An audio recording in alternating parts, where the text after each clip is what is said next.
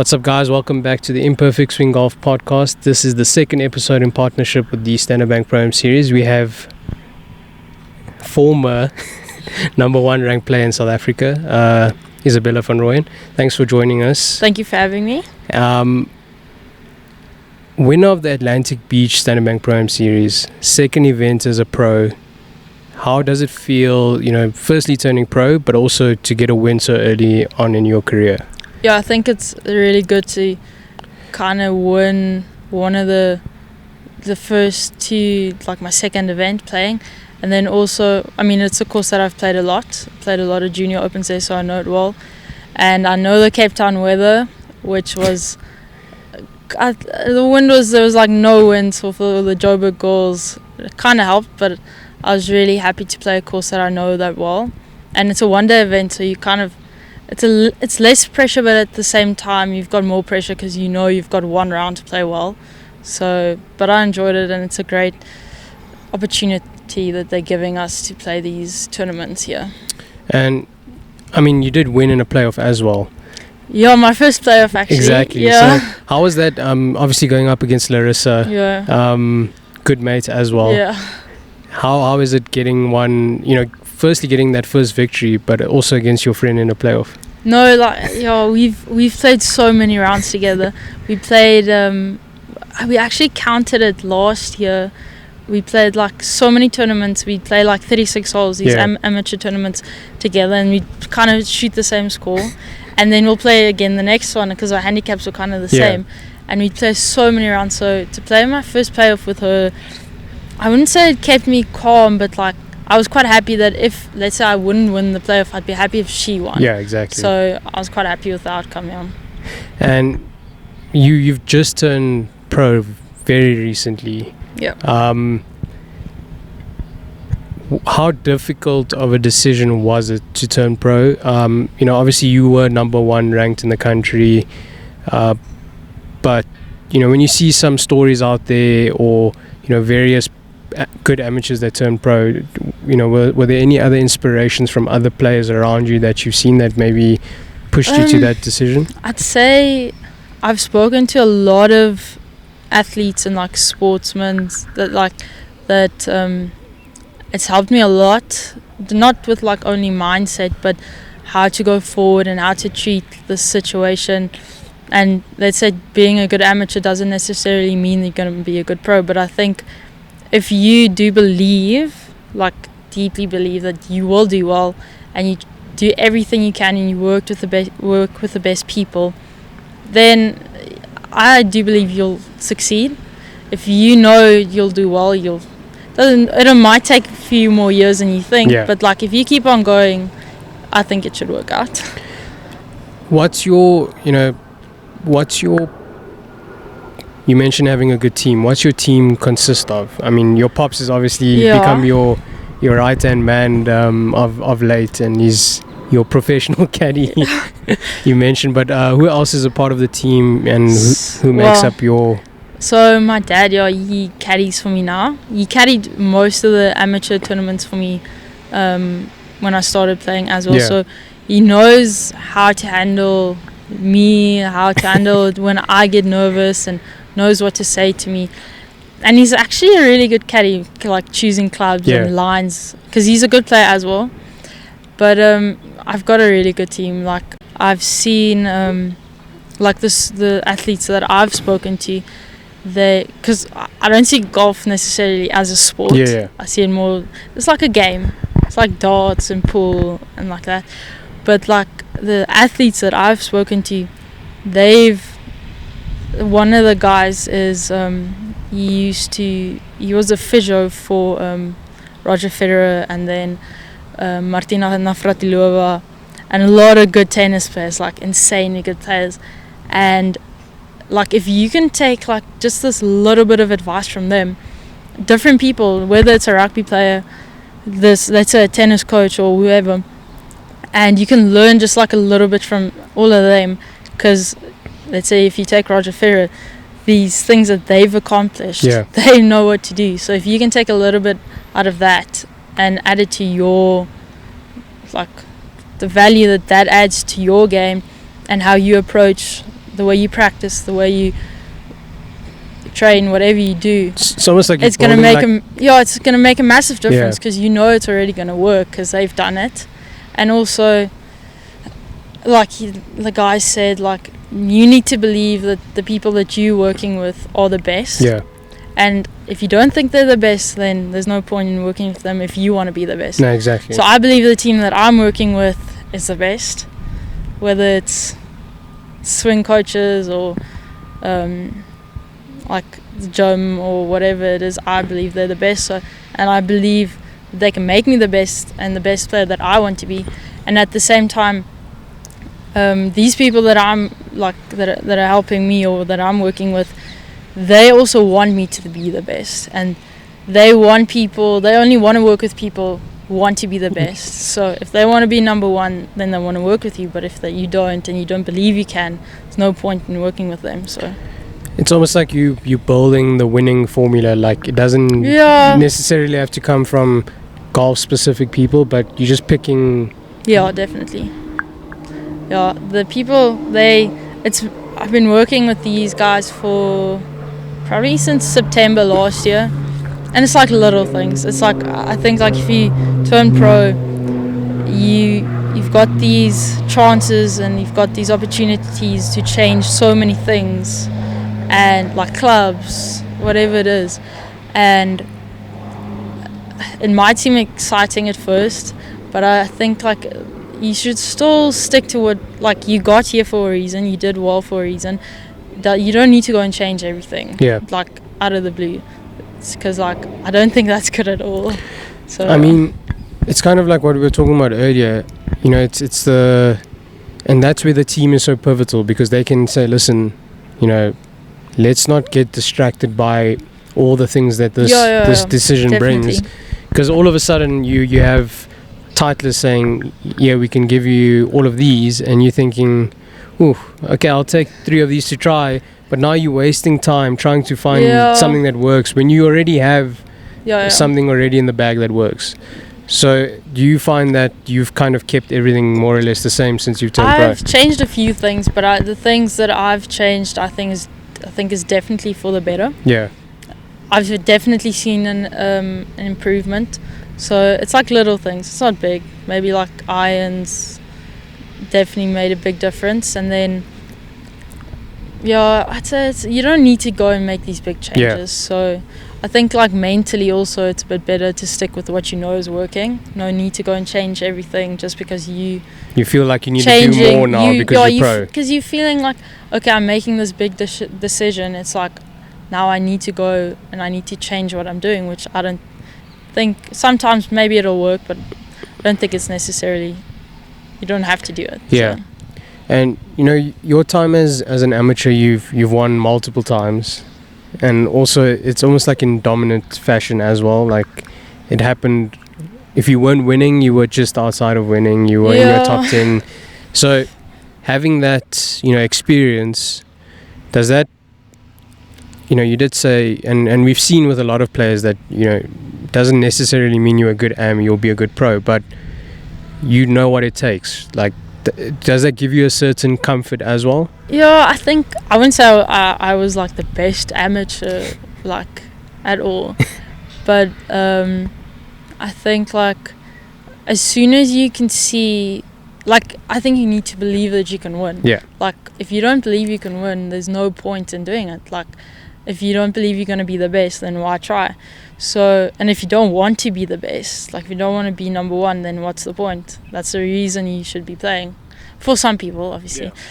And then, so, when I started playing, I was like, okay, they're quite far ahead of me, but I mean, I can catch up because I know I can work hard enough. And I believe that I work harder than most of the people that I know. And also, you might work harder but not smarter, which I've learned. And also, the people that you work with will teach you these things to work better, work smarter. So, but yeah, I think as soon as you, like, that, if you, let's say, like, match play, the first like, tournament that I won was like, okay, I've beaten this player who's really good, and like this, okay, like, I can do it. If I can do it once, why can't I do it like every time? and why can't I do it in stroke play? So, and then after that I was like, okay, it's kind of like I can do this. And then I just went on, and obviously, like, if you've won your first tournament, you get to the next one and then people are like, oh, Isabella's gonna walk away with this. It's like a lot of people came to me and said that, and I'm like, where is this coming from? You've never said this to me before. Those are trying to play with you, and Exactly. it's like, but obviously you're just learning from these experiences. So the next time you get to a tournament and they say this, you just keep on, you're playing your own game. Just try and play the best that you can. Maybe that the best that you can play that tournament is tied 5th, or maybe even Top 11th. 10, It doesn't matter, but as long as you try and do your best, that's all you can do. So, but I do think as soon as you can see you've won this tournament, you've beaten these people, these players, then it's kind of easier to do it again, and you know you've done it before. So Was obviously in SA we have quite a rich pool of good golfers. For instance, like Caitlin McNabb winning the Jabra as an AM. Do you also, it's easy to just focus on yourself, but when you see a Caitlin McNabb doing well, and you've played against her, you've beaten her, like that does definitely have some positive kind of vibe to it. Like it does give you a little something to build off of. Yeah, I think like she played that Cape Town Ladies Open. I think was it before or after the Jabra?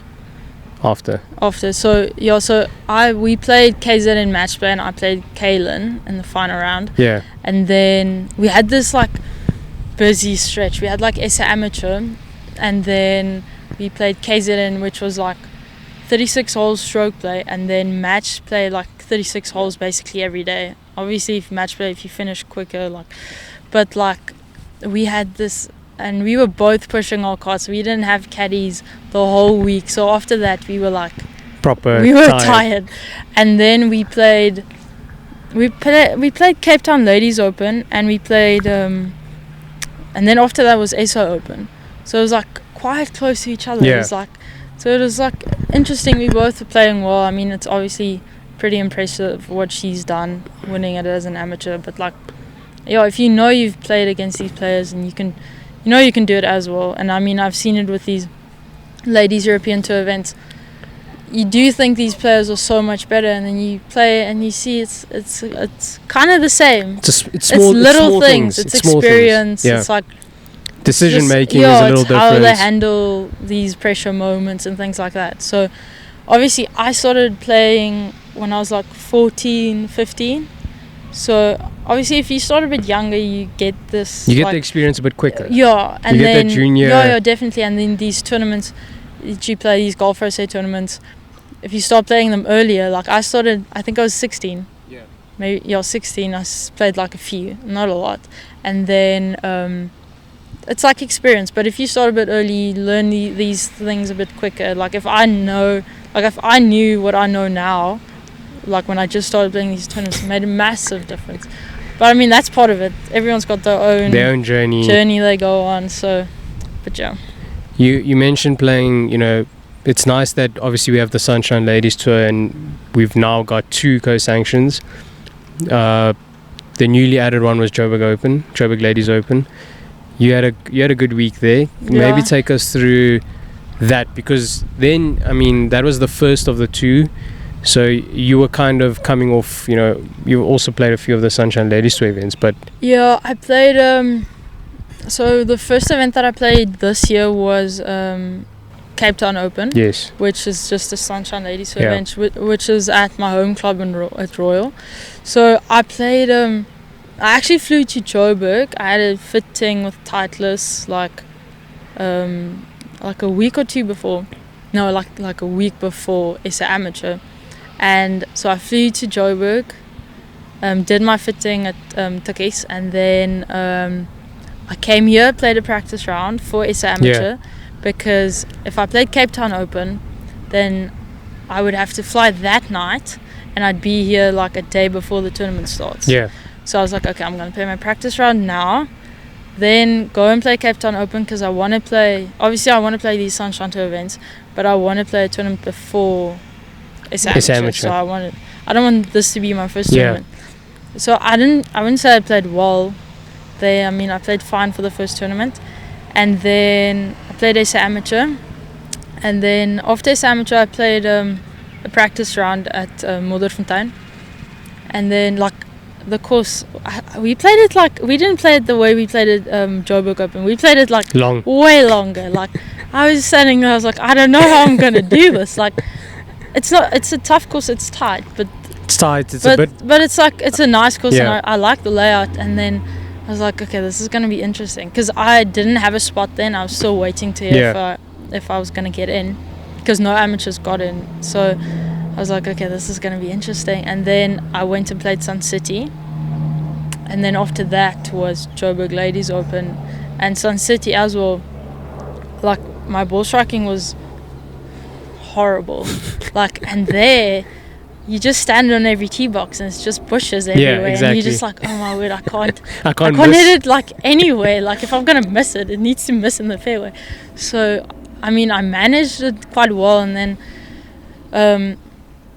then I got to Joburg Ladies Open, and like I had 3 weeks. I skipped Jarbron because I wanted to work on my ball striking, because I was like, no point you rocking I'm up. not gonna go and play this course if it's so tight and I can't hit the greens. And I worked like 3 weeks, 4 weeks. I was like, I need to get this right. And I thought I was working on it, doing like a good job. And I got here and I was like, oh my word, I was hitting the ball so bad. And I stood there on the range and I was like, I told my dad, like, this is like, I worked so hard, like, what is this? I'm hitting it worse. I don't know if it's like just mentally, but like, and I was like, okay, I've got nothing to lose at this tournament. I'm gonna just go and play. If I play well, great. If I don't, it's not the end of it. It's not the end of the world. It's not like I'm losing ranking points or anything like that. So I told my dad I'm gonna, because I played with Lynn Grant at Sun City, and she just went pin seeking like everywhere, pin hunting like everywhere. And I was like, okay, I'm gonna do this, and if it works, great. If it doesn't, it's fine, because I mean, you've got nothing to lose. So I went pin hunting for like everything, and I don't usually do that. And it paid off. I made quite a lot of birdies, which was great. And then I think I was like tied 14th after the first round, and then tied 11th after the second or third. So I mean, I was quite happy, but I was like, if I could win this tournament, I get my Ladies European Tour card. I was like, I'm gonna go for everything. And I was like, there's no, like, if I don't go for everything and I play like fine, well, there's like, nothing, what's the point? Exactly. If I can just go. I'm not losing money. I'm not doing anything. It's not like the pros. They can't just. It's not like you're playing to keep your card or anything like that. So I just went for everything, and it was working. I made like I think I started like. I was like 3 under at one point for the day, and then I was like tied third after 16 holes. I was like, okay, I'm gonna go for everything. So I made double on 16, I think, because it's 16. 18, par 4. 17. No, 15. I made double. I had trouble on that hole every flipping day. That's the par 3. No. Is it 6?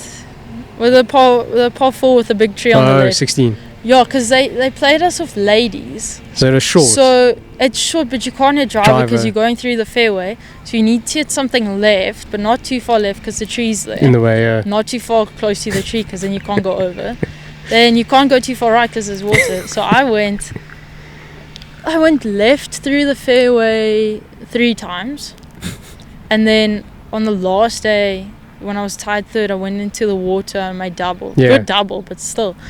And then, because I bogeyed it like twice, I think, because I just didn't know what to hit off the tee. I think everyone struggled on that hole. I mean, like, the amount of... No, because I hit like 5 with a hybrid. I hit like... I think one day I hit an iron as well. It's like I didn't know what... nothing worked. You didn't know what to do, yeah. But I still, like... the first 9 I doubled... let me just think. 9, 8, 7, 6. Yeah. At par 4. Stupid double, but I went birdie double, and then I was like, I can't do this. I need to go pin hunting. I went birdie again. So it worked in some sense, like pin hunting, but And then the second 9, I saw, I was like, okay, I'm tied third.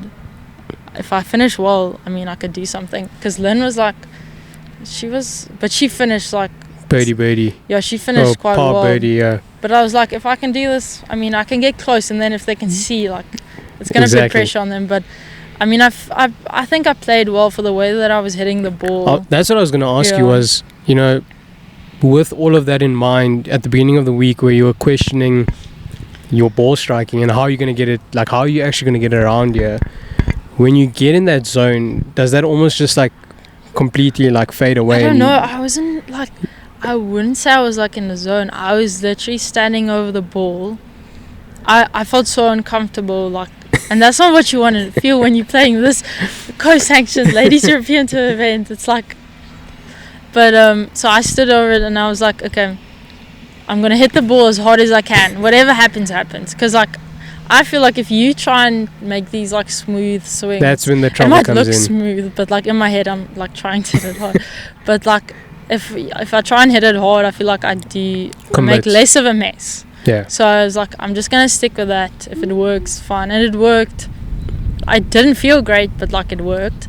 And then so actually like my driving was good, which it's always good, but like at least you're starting especially on that course is quite tight. So I was happy with that, because like if you're standing on that tee box worrying about where you're gonna hit it, which is not nice. But so I was happy that was working. But like greens in regulation, I think the first day I hit like 4 or 3 greens and I shot like 1 over 2 over and that's fine, but like you're not going to win doing that. Most of my rounds are like that though. But and then the next day I think it was like 6 greens. It was 8 greens and I shot 2 under, I think. So which is I mean, those greens they're not that big, so if you miss them, it's not too bad, but still. And then so it got better over the course of the week, but still, you don't want to stand there. It's like, okay, where am I going to chip from now? It's like, but I'm happy. It kind of worked out. Not the finish that I was hoping for, but still. Does a tournament like that help you make the decision to turn pro in a way? Like you've. Yeah. I mean, you didn't have your A game by a long shot. Yeah. And you were still up there. I mean, how does that play into your frame of thinking of turning pro? Because I mean, it was a fairly strong field. I mean, we had some top players out. Good players. Yeah, I think like obviously because I thought about it a lot. Like, okay, I kind of competed with them. Yeah. And I didn't play my best. Like, I don't feel like I've had a tournament this year where I play like I usually do, which is very weird. Like, nothing is like, it's been like fine, but it hasn't been like the way it was. Yeah.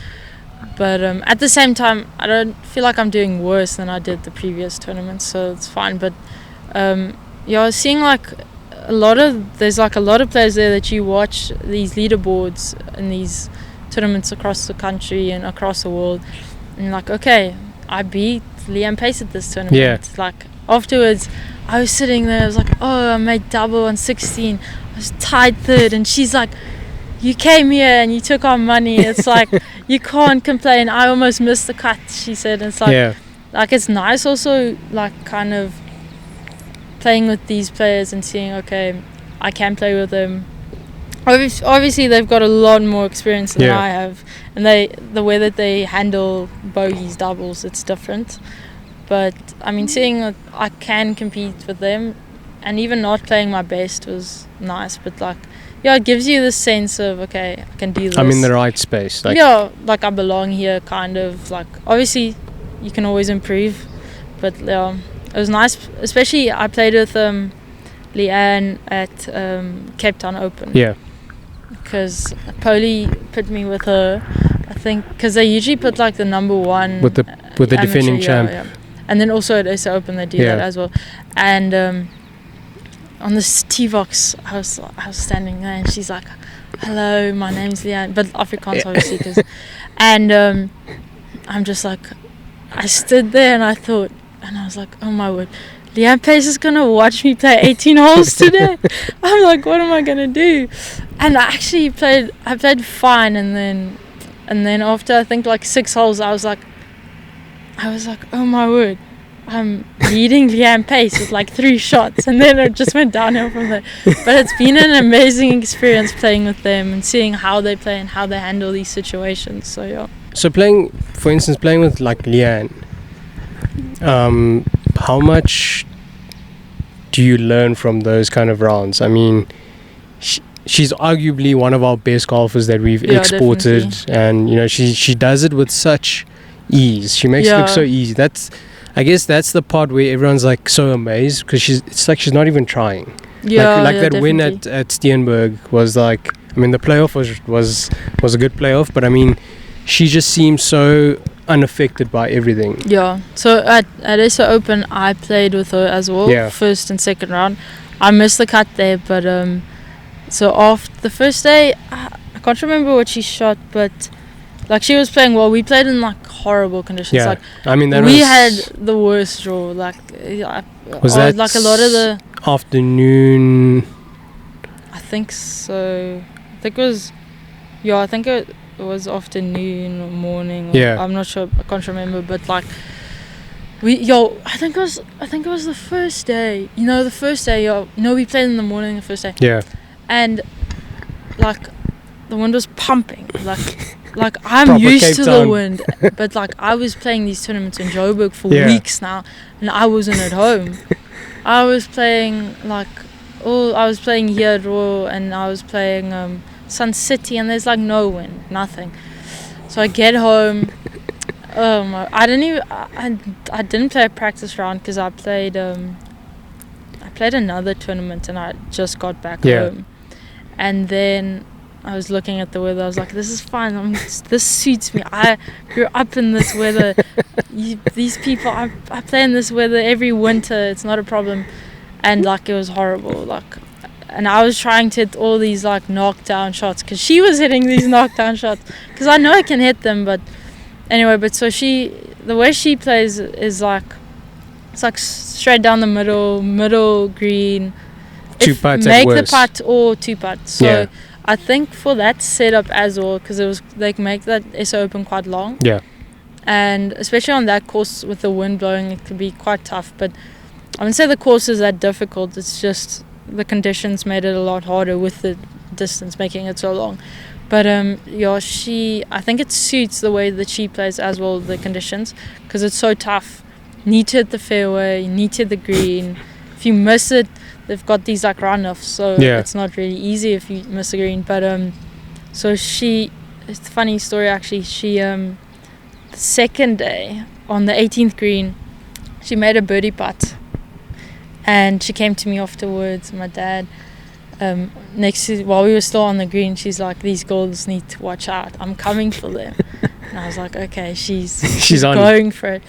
And it's amazing to see. Like, I've played 4 or 5 rounds with her this year in these tournaments, and it's amazing to see how she can go from like the previous week at Modderfontein, she didn't play that well. Yeah. So It's like the switch. it's like the switch where she just goes, okay, now I need to play. Now she's hunting mode. It's insane. Like it was actually quite funny how you can also see in the way that she was like walking and talking, how she was like, okay, it's a bit more, like, I'm gonna do now, this. Yeah. So it's nice, and it's an incredible experience to also see what she does differently with these big tournaments. So, but yeah, it's amazing to play with her, and I've learned a lot. Like the caddy that she had the first few tournaments actually helped me a lot. Like at Sun City on 9, we played at the par 4. The par 4 was the 9th. So I was like, I just don't know what to hit off this tee. Like there's this bunker, and you can't hit driver because it goes through the fairway. And if I hit 3-wood or 5-wood, it goes into that bunker. And he's like, no, just go and shoot the tree on the left and hit something. You can just hit past that, and it'll be fine. And like things like that. Yeah. They've got these like, which I think obviously it's their job, where these little things that make these holes so much easier. And after that, I played that hole so much better. Yeah. Just makes it, because then you're closer to the green. You're not all the way on the right, close to that bunker, and it's not a problem. So there's a lot of things that he's helped me with. Well, across those tournaments, that he just like little advice, little tips, and also she's helped me a lot. She's every time that I've played with her, she's like giving me tips and like what to do, what not to do. So some Lian Pei secrets. I think quite a few players and she's would such love. a nice player. She's such a nice person to play with, and she's such a nice person. And yeah, it was amazing to play with her. I mean, the first time I was a bit starstruck. Yeah, I was like, this is like insane. Because when I just started playing, I went to go, like I wasn't playing like I just started, and so I went to watch, I think it was the SA Women's Masters when it was still back in the at Rondebosch, and I was walking with her in Carey Park, and funny, I actually got Carey Park's signature but not Liam Pace, I don't know. And my brother and I and my sister were there, and my dad as well, and afterwards we were sitting there at the clubhouse and she was sitting there as well. And then afterwards she walked past us, and I think she heard we were Afrikaans, but she doesn't know this. I never even told her. But she's like, how's it, guys? Did you guys watch today? But she just lost like by a shot. And like you'd be broken after that. And she's like so nice. It just shows you like her demeanor and the way she handles herself, which I think you can learn from. It's so important.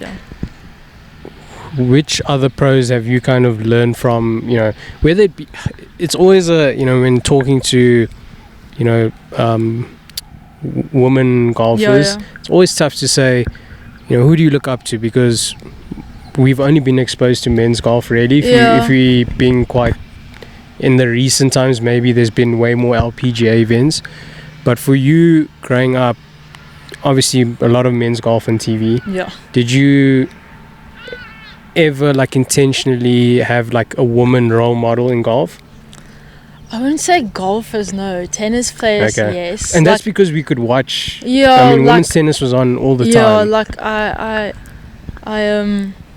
I'd say Liam Pace definitely, because she's just the legend. Yeah, the legend Liam I Pace. think she's just like insane. But like, I'd say a lot of tennis players, kind of more. But then on the men's side of golf, then it's a lot easier because there's so many players, and you've seen them win so many insane tournaments.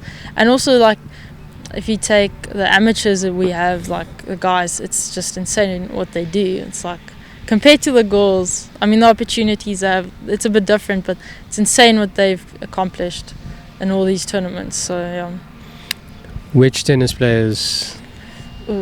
Men or both? Female? Ashley Barty, but she's retired now, obviously. But that was a surprise, though. Really? What? I didn't see her retiring though. Oh, no, I was like shocked. I was like, this can't be happening. Well, there was talks on her turning pro golf. Yeah, because her husband is like a caddy. Yeah. But no, she's. I think she's incredible. And then I like Djokovic. Bigger fan of Djokovic than Nadal and Federer. Nadal I like as well, but Djokovic is like. You can see Nadal and Federer. They've almost. It feels like how Tiger Woods has become softer. Yeah. You can see now they're like. Yeah. They're not as. I mean, they still.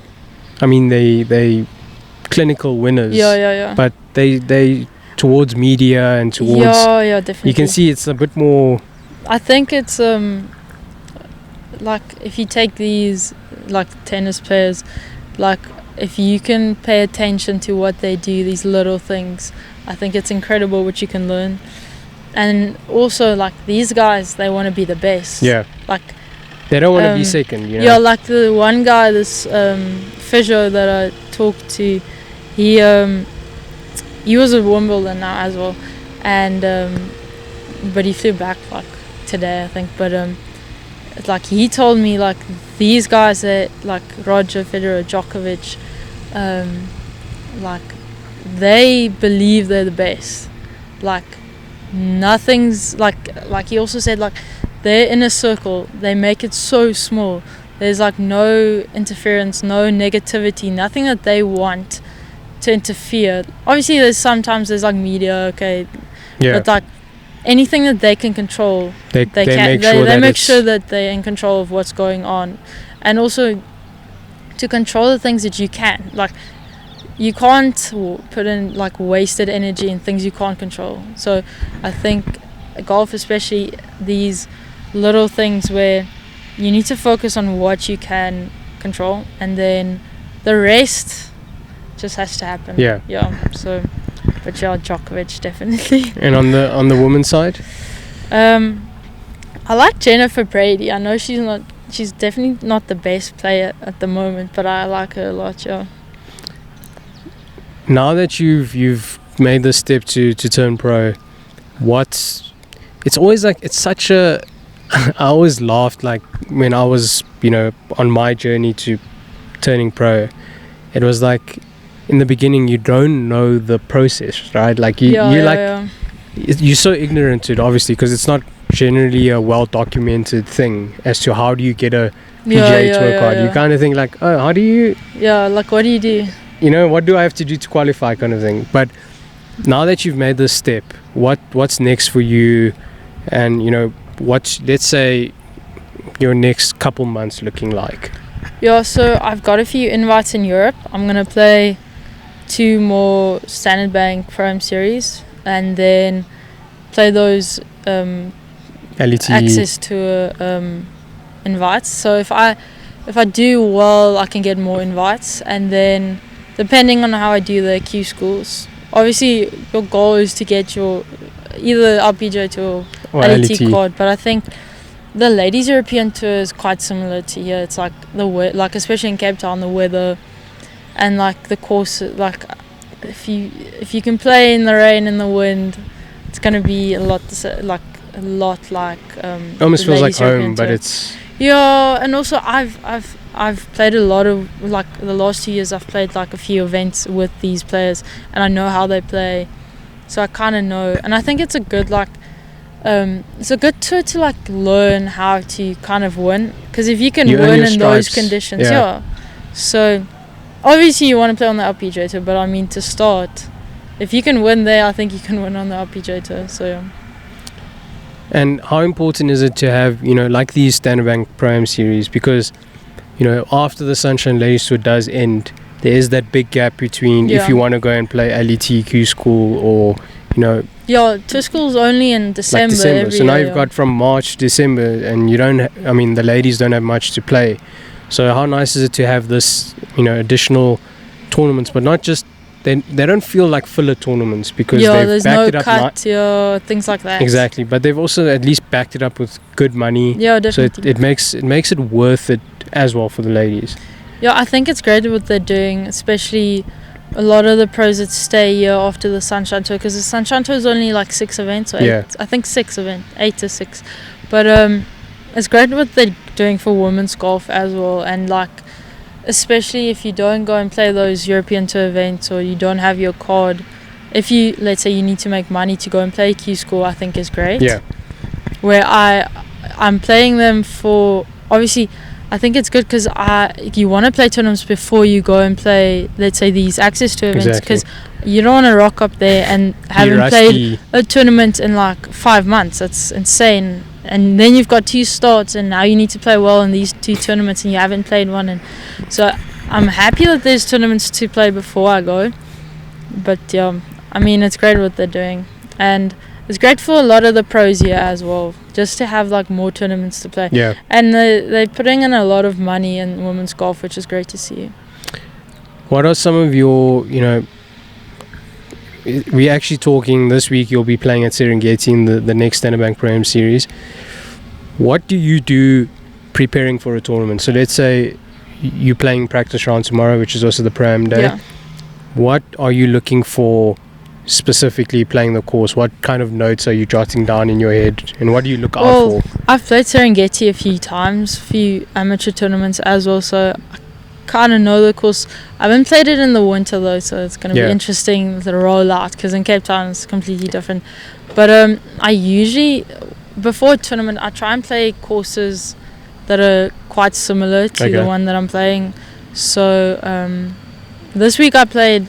They weren't really similar to Serengeti, but I try and play, like, let's say these courses where it's dry. Yeah. Try and get the same conditions. So I played a lot of courses in Pretoria, and then Woodhill I played. It's not really the same, but it's just the rollout, getting used to the lies, and these like tight lies around the greens because it's so hard, and the rollout is like insane. You don't get that in Cape Town. The ball at the moment sits, pitch and stop. It just plugs there in the fairway because it's so wet.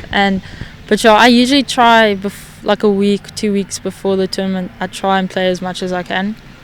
I don't really hit a lot of balls. Maybe if I'm like working on something, but I just try and play as much as I can. Because if you hit the ball in these funny spots and you get these different lies, which you won't get around the chipping green when you're practicing. When you're it's not the placing same. It almost. Yeah, or like when you're hitting balls on the range the whole time, like putting it on a nice lie, it's not the same. Yeah. So I try and play as much as I can before the tournament.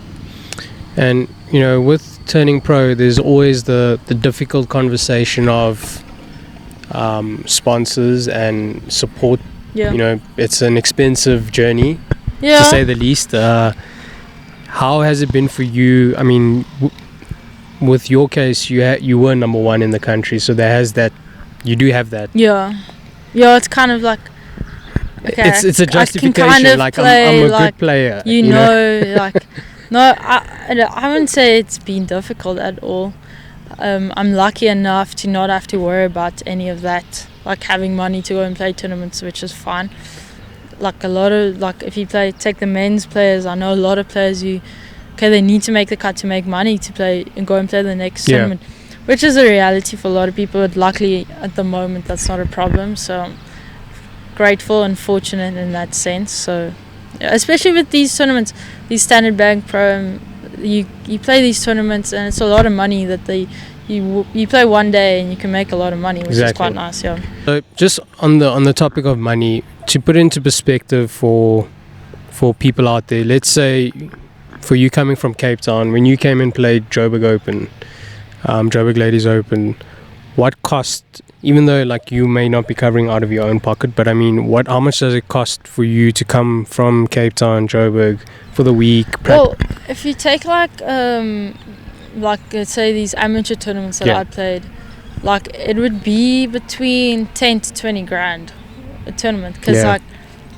like my dad would go with me, because obviously if like I was like 17, 16, just turned 18 around there, so I couldn't drive. It's like he needs to come with, someone has to look after me. Or if you're going to these like Kimberley, like you need to rent a hotel, you need to rent a car, flights, and then obviously it's not necessarily expensive to play a lot of the courses, those that we play amateur tournaments at, but it can get expensive, but luckily at the moment it's fine.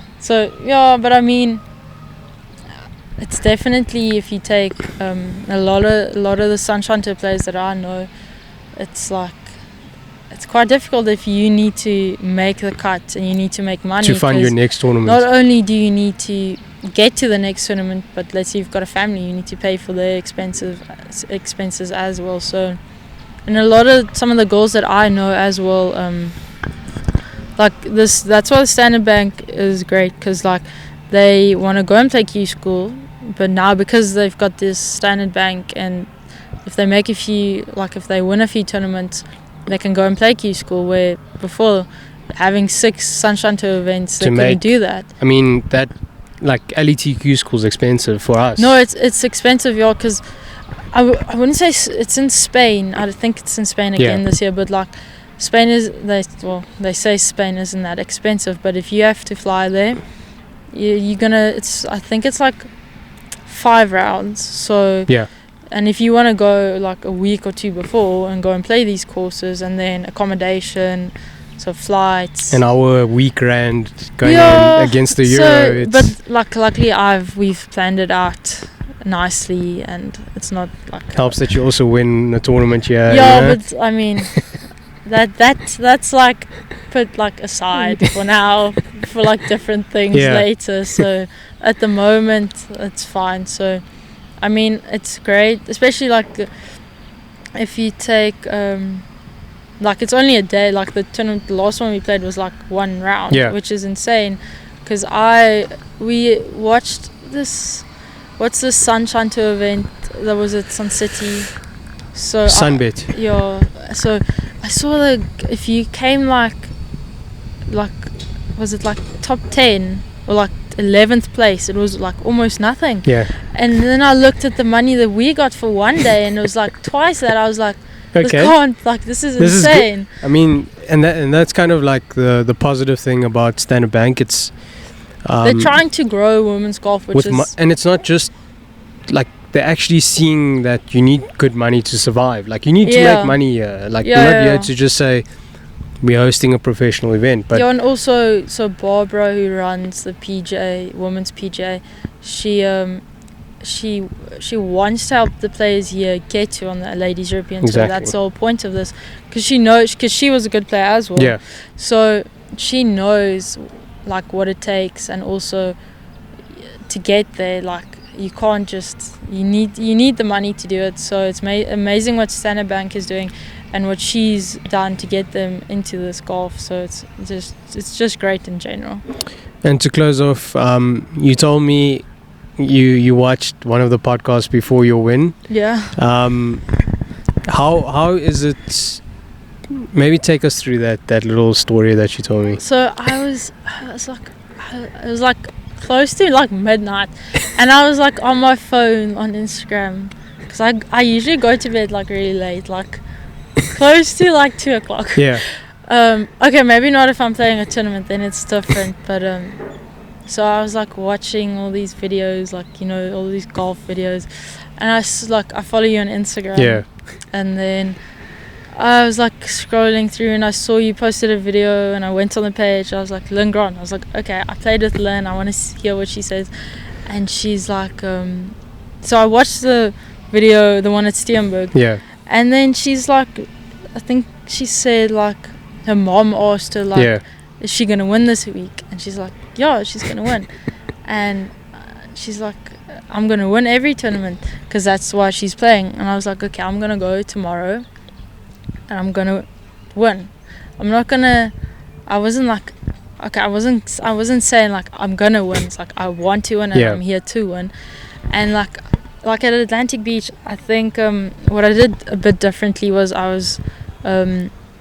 stayed patient like really well, because I wouldn't say I was playing great. Like I was playing fine. I think I was like 1 under, 2 under, and then like I made a few soft drops, but like stupid mistakes. Like on the first hole I dropped out of the bunker, but like soft drops. And then but I stayed like really patient throughout the day, and I was like, I'm hitting the ball nicely, I'm hitting it straight, because there it's just bushes, like, and the weather is nice. Like it's not difficult, this course isn't difficult when it's like this. So if I can keep it in play, if I keep hitting the greens, I'll do well, because I only had like, I think I had 4 3 greens the first 9, and I was like level. And then the second 9 I hit, I think 7 or 8, and I was 4 under. So I was like, okay, 4 or 5 under. So I was like, okay, I know if I can keep hitting the greens, I'll do well, I'll make putts. And then the last hole was, they put us off ladies, which is, it's reachable then. So I was like, I'm gonna hit this one, I'm gonna make eagle. And I hit it on the fringe, and I left that eagle putt like right on the lip. And I was like, that can't be. If I had to make that to win, I'd be. But luckily, I could get in the playoff with Larissa. And like playing with her in the playoff was amazing. Like we're good friends. We've played so many rounds together. And it was like so exciting, because we both turned pro this year. She turned pro beginning this year, And she played, because I also played all the Sunshine Tour events and Ladies European Tour events. And she was there, and we played a lot of the practice rounds together. We played together, and then like at Moederfontein we played the practice round together, and so at Atlantic Beach it was like, it's like, this is amazing. Like we were like so excited. It's like, it's the two of us. Like what are the odds? So it was amazing. With that being said, Isabella, thanks for coming on. Obviously, very happy for you getting your win so early in your career, but Thanks. also exciting times with the invites that you've gotten on the Access. And yeah, thanks to Standard Bank. I think this is kind of the story to tell, is that, you know, our ladies, we have good golfers here. Yeah. We just need the opportunities Yeah, to definitely. give, And they're give you giving them guys. the chance Exactly. to also to show, like, to get a chance to go and play these bigger events. And yeah, it's amazing what they're doing. So thanks Standard Bank for supporting the podcast, supporting women's golf.